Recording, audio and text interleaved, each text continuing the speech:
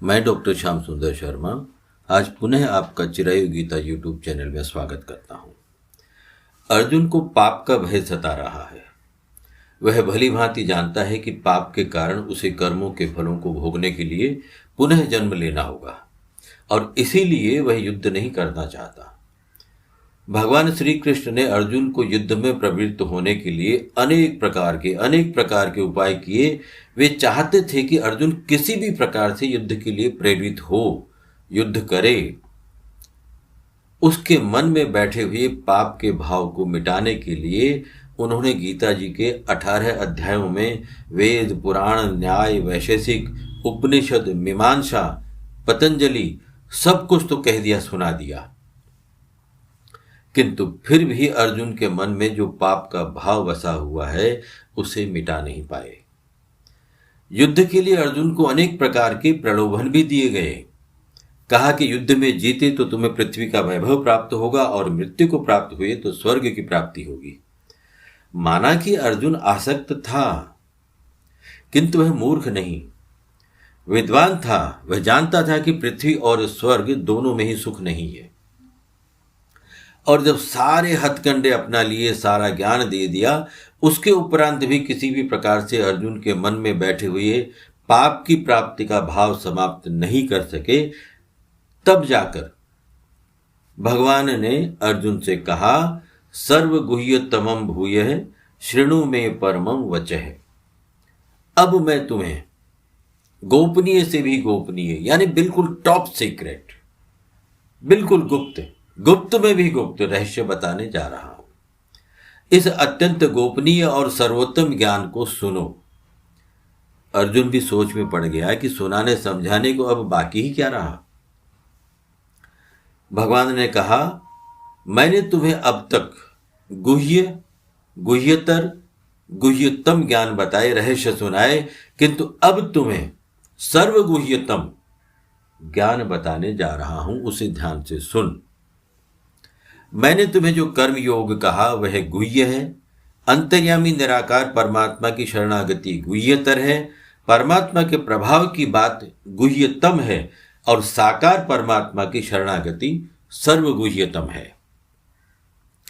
और हम सब ये जानते हैं कि इस समय जब भगवान ये उपदेश दे रहे हैं तब वे परमात्मा के साकार रूप में अर्जुन के समक्ष उपस्थित हैं। यहां ध्यान देने वाली एक विशेष बात है कि पूरी गीता जी में सर्वगुह्यतम पद एक ही बार यहां 18वें अध्याय में आया है, इससे पहले कहीं भी नहीं। श्रीमद् भगवद गीता में भगवान के मुखारविंद से निकला हुआ एक एक शब्द अति महत्वपूर्ण और अति संवेदनशील है।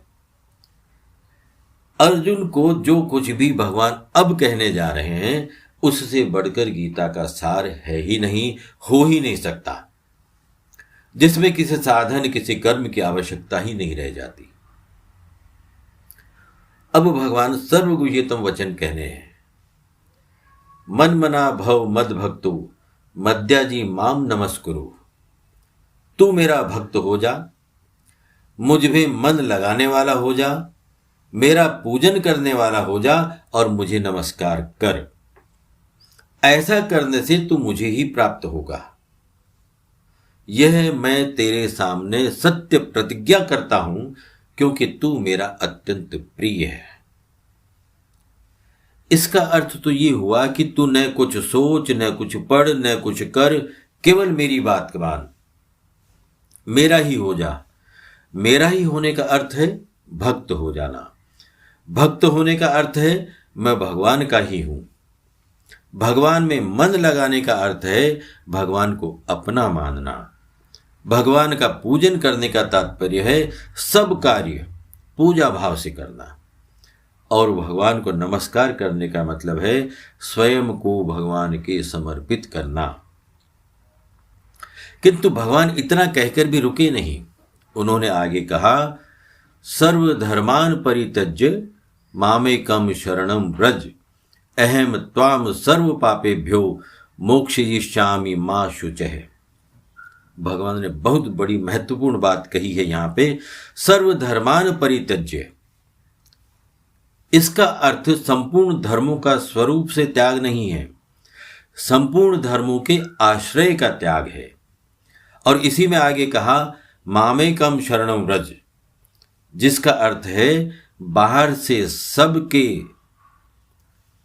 साथ प्रेम, आदर, सत्कार का व्यवहार करते हुए भी भीतर से, अंदर से केवल भगवान का ही आश्रय रहे। मामेकम शरणम व्रज यानी केवल और केवल मेरी शरण में आ जा, सब कुछ त्याग दे। न कर्म योग, न सांख्य योग यानी ज्ञान योग, किसी भी वस्तु की आवश्यकता नहीं है, बस मुझ में संयोग कर, तो मुझ में ही समा जाएगा, मुझसे भिन्न नहीं रहेगा। अर्जुन पापों से छूटना चाहते थे, इसीलिए भगवान ने अर्जुन से कहा पाप पुण्य के इस तुच्छ विचार को छोड़ दे, त्याग दे। मेरी शरण में आने से तुम किसी भी कर्म के भागी नहीं बनोगे। और अब जब स्वयं भगवान ने सत्य प्रतिज्ञा की है, तो अर्जुन के मन में किसी प्रकार के संशय की कहीं गुंजाइश ही नहीं रही। मानो जैसे पुराने सारे नियम कानूनों को हटाकर, बदलकर अपने भक्त के लिए जो अत्यंत प्रिय है नया कानून, भगवान के प्रति शरणागति बना दिया। यह भगवान के प्रति शरणागति ही गीता का सार है। जय जगदीश्वर, जय योगेश्वर।